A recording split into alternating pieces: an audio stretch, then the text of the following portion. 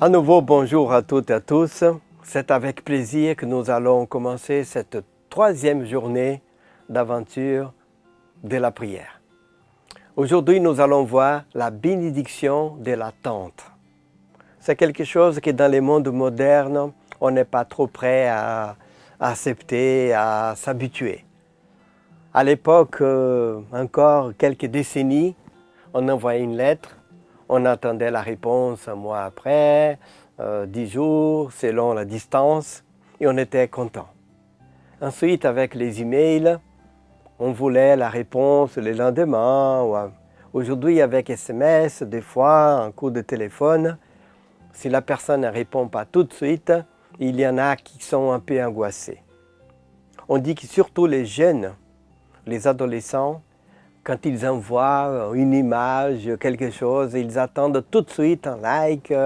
Si ça ne prend pas quelques secondes, ils sont déjà des études qui ont été faites. Il y en a même qui sont déprimés parce qu'on n'a pas répondu tout de suite. Leur attente n'était pas à la hauteur de ce qu'ils espéraient. Pourtant, attendre, ce n'est pas quelque chose de naturel dans l'être humain. Et pourtant, si nous voulons vraiment marcher avec le Seigneur à long terme et avec une bonne qualité, il faut savoir que Dieu n'est pas rapide. Dieu ne va pas par les chemins les plus courts. Il nous suffit de voir combien de temps il prend pour résoudre les problèmes du mal. On ne sait pas combien de milliers d'années. On pense à 6, 7, 8 000 ans. On ne sait pas trop par la chronologie biblique depuis que l'homme a commis son premier péché. Mais une chose, nous le savons déjà. Depuis que Jésus est venu au monde et qui a remporté la victoire sur les péchés, ça s'est déjà passé 2000, mais un peu plus de 2000 ans. Et il n'a pas encore résolu ce problème. Il va nous expliquer un jour pourquoi. Il faut accepter qu'il est sage, qu'il est amour, il sait pourquoi il tarde. Et aujourd'hui, nous allons méditer sur quelques exemples bibliques qui nous montrent attendre, c'est quelque chose que Dieu demande de nous. Et c'est même une bénédiction. Pour que nous puissions prier. Nous avons tous des projets, nous avons tous soit des rêves, de choses que nous voulons faire et qui nous attendons et qui n'arrivent pas tout de suite. Et c'est pour ça aussi que nous devons dire au Seigneur, donne-moi, Seigneur, la véritable patience d'attendre. Quel est mon rôle? C'est là la difficulté.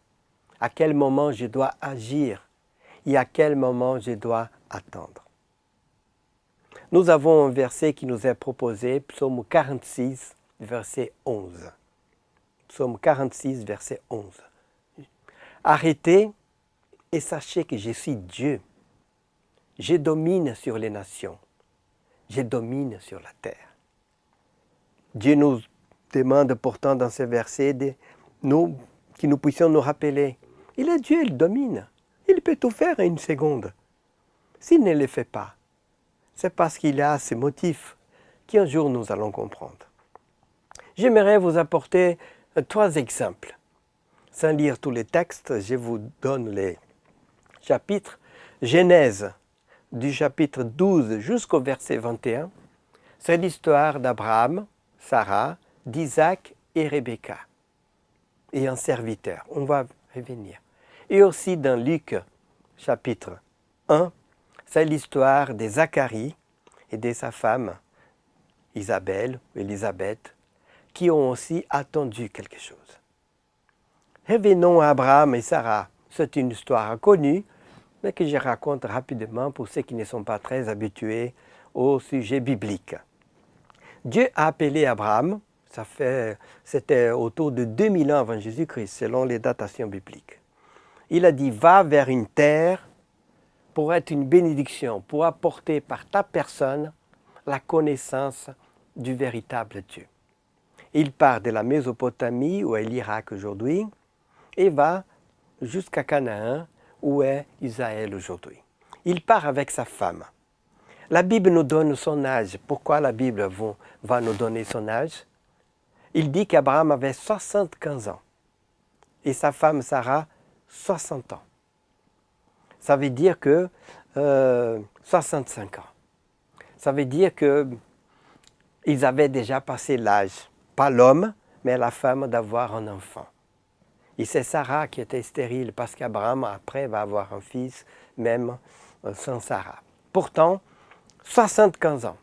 Or, pour résumer l'histoire, il va attendre avec son épouse 25 ans pour avoir un fils. 25 ans.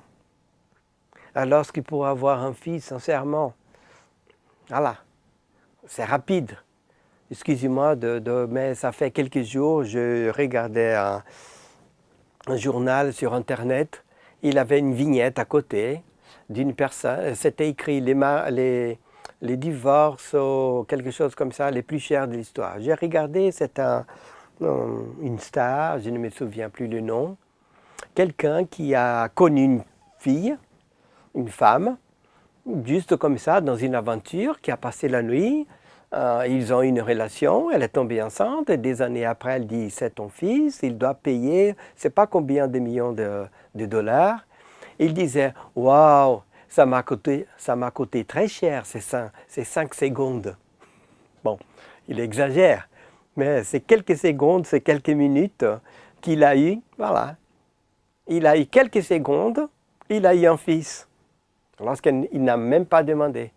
Lorsque notre Abraham, avec sa Sarah, qui Dieu a dit, tu vas être le père d'une grande nation, Abraham.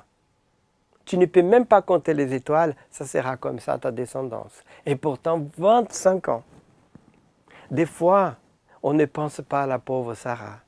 Chaque année, elle n'avait plus ses activités de femme parce qu'elle était déjà à la ménopause, mais elle attendait, une année, 2, 3, 4, 5, 6, 7, 8, 9, 10, 20, 24 ans pour qu'elle tombe enceinte et l'enfant va venir quand il a 100 ans. La Bible nous dit, il avait 100 ans quand il a eu son fils. Ensuite, son fils, Isaac, va se marier quand il a 40 ans. Pourquoi la Bible nous donne à nouveau l'âge? C'est au chapitre 19, la Bible nous dit Isaac avait 40 ans quand il s'est marié avec Rebecca. Or, il va prier pendant 20 ans pour que sa femme Rebecca puisse tomber enceinte. 20 ans. Et elle va tomber enceinte, va voir les 2 enfants, Ésaü et Jacob. Mais je m'aimerais concentrer aussi sur la question du serviteur d'Abraham. Il a dit à son serviteur, va dans la patrie de ma famille, chercher une femme pour mon fils. C'était comme ça à l'époque. Son fils avait 40 ans, mais il ne voulait pas que son fils quitte Canaan. Alors il a demandé au serviteur d'aller là-bas, en Mésopotamie, chercher une femme dans la famille qui adorait le même Dieu parce qu'il voulait éviter qu'il se marie à une Cananéenne païenne. Les serviteurs arrivent, vous connaissez l'histoire. Il a dit, mon Dieu, c'est ici, on m'a dit que la famille d'Abraham, voilà, est d'ici. Alors je vais faire comme ça. Quand les filles vont sortir, celle à laquelle je me dirige, j'ai dit, donne-moi de l'eau. Et qu'elle dira, ok, je vais te donner de l'eau et aussi à tes chameaux. La Bible dit qu'il avait 10 chameaux et ils boivent beaucoup d'eau. Ok, c'est celle que tu as choisie pour mon serviteur Isaac, pour mon patron Isaac. Voilà. C'est ça aussi un objectif de la prière que nous allons voir aujourd'hui. La prière, au fond, c'est aussi pour que Dieu puisse nous apporter une aide, pour que Dieu puisse nous aider, nous donner quelque chose que nous ne pouvons pas avoir par nous-mêmes. C'est ça aussi un objectif de la prière. Or, les serviteurs n'ont pas dit, Seigneur, la première qui sort, et comme ça, c'est celle que tu as choisie. Non. Il a dit, moi, je sais très bien choisir une femme. Si elle est gracieuse ou non, voilà, je connais mon patron Isaac qui a 40 ans, je sais s'il est extroverti, timide, voilà, je sais plus ou moins une femme pétillante pour lui, ça, je sais en tant qu'homme. Mais je ne sais pas si son caractère, Si elle a une bonne santé, je vais voir aussi si elle a une bonne santé, mais je ne sais pas ses organes là-dedans et son caractère, je ne sais pas. Mais celle à laquelle je me dirige, je vais faire la partie que je peux. Et qui me dit certaines choses, voilà. Et ça se passe avec Rebecca. C'est une belle histoire pour ceux qui ne connaissent pas. Je vous invite. Ce que j'aimerais vous rappeler pour cette histoire, c'est que c'est un vrai miracle. Et Rebecca dit oui, je suis de la famille de ton patron. Et voilà, je vais donner de l'eau aussi à tes chameaux. Et les parents de Rebecca reconnaissent que c'était un miracle. Et le lendemain, elle part déjà, courageuse. Elle part déjà plus de 1000 kilomètres pour ne plus jamais revenir. Fille courageuse. Elle part. Elle arrive et la Bible dit que lorsqu'Isaac voit la caravane du retour, et les serviteurs disent, voilà, j'ai choisi cette fille, j'ai prié, et voilà. Et la Bible dit qu'Isaac a aimé Rebecca. Ils se sont aimés, ils se sont mariés. Et c'est là qu'il va entrer l'angoisse maintenant du serviteur, mes amis. Que la Bible ne nous dit pas, mais nous pouvons savoir qu'elle est là. Imaginez-vous que ces serviteurs attendent tout de suite que le bébé va venir. C'était la chose la plus précieuse à cette époque, un enfant. Et première année, elle ne tombe pas enceinte. Deuxième année, elle ne tombe pas enceinte. Il commence à prier. Imaginez-vous l'angoisse de ses serviteurs. Est-ce qu'ils vont croire que j'ai bien prié? Est-ce qu'ils vont croire que Dieu m'a vraiment dirigé? Voilà dans notre vie aussi. Des fois, nous faisons même des bons choix avec le Seigneur. Nous avons prié, des fois des années. Nous sommes certains que cette décision que nous avons prise est la bonne. Et pourtant, la chose ne marche pas. Est-ce que nous avons vraiment la foi de dire « Je suis absolument certain que le Seigneur m'a dit d'aller vers ces chemins et je vais continuer à croire » ou c'est parce que moi je suis têtu ou parce que moi je pense qu'il m'a répondu. C'est difficile, je n'ai pas de réponse. Mais c'est à vous de bien connaître la Bible. Il faut bien connaître la Bible. Bien connaître la réponse de Dieu. Mais il faut aller jusqu'au bout. Il faut persévérer. Je pouvais vous dire, sans dire de détails, j'ai déjà attendu aussi des choses 23 ans dans ma vie. 23 ans. Et je savais qu'il fallait que j'aille par ces chemins. J'ai attendu. Et la chose est venue. Une autre chose de 20 ans. Une autre chose 3 ans. Dans nos vies, il y a des choses comme ça. Mais il faut être certain de son choix. Et là, on ne peut plus dévier. Les serviteurs étaient certains, mais j'imagine, j'espère, parce que l'enfant est venu 20 ans après. Est-ce que ces serviteurs étaient toujours vivants lorsque Rebecca est tombée enceinte? Je l'espère. J'espère vraiment qu'il a pu voir cet enfant et dire « J'ai bien fait les choix ». Il avait la certitude, mais comment prouver? Alors pour moi, cette histoire est magnifique. Et j'espère que vous allez continuer à réfléchir, à prier et de l'appliquer à vous-même. Est-ce que vous attendez là quelque chose qui n'arrive pas, mais que vous êtes certain que Dieu veut pour votre vie? Il ne faut pas désister. Il ne faut pas désister. Parce que la chose ne marche pas ici. Pour Dieu, il n'a pas de porte fermée ouverte. Il ferme, il tape les pieds, il ouvre, pas de problème. Mais des fois, il dit, tu t'arrêtes maintenant, il a un mur là devant toi. Il faut t'arrêter. Il faut passer par là ou il faut attendre que je vais démolir ces murs là pour toi. Et des fois, il faut avancer. Marcher avec Dieu, c'est pour ça. Et la dernière histoire, je ne vais pas vous rentrer en détail, c'est Zacharie au Nouveau Testament avec sa femme, les parents de Jean-Baptiste. Selon la Bible, ils avaient prié toute leur vie pour avoir un bébé aussi.